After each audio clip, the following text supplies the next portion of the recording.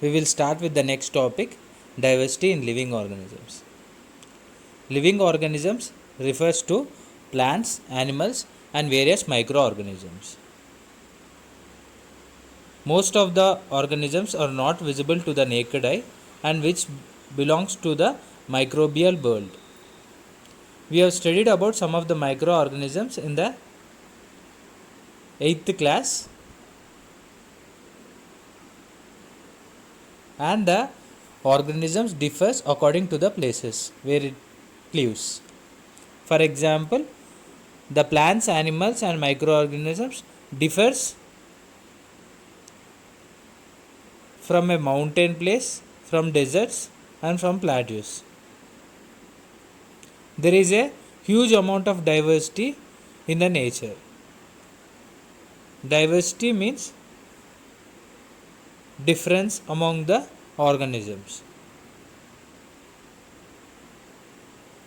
So, in order to identify the plants, animals and microorganisms, certain groups have been made in order to clearly understand the world of organisms.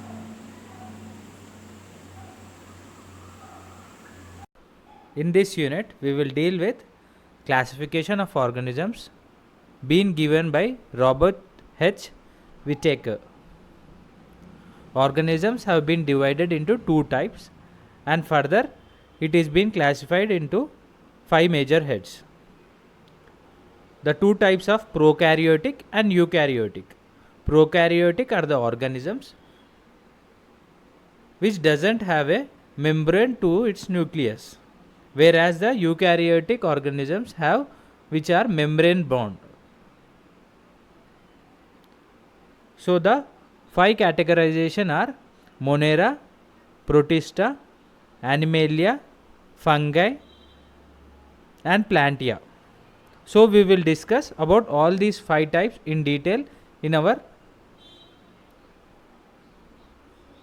topic, diversity in living organisms. We will start with the Plantae kingdom. Plantae kingdom is nothing but the kingdom of plants.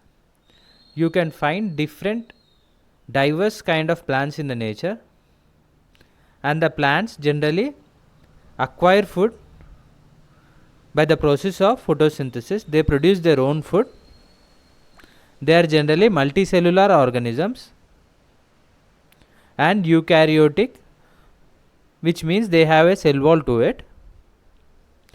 Plants are also known as autotrophs. So, we will deal with the classification of the plants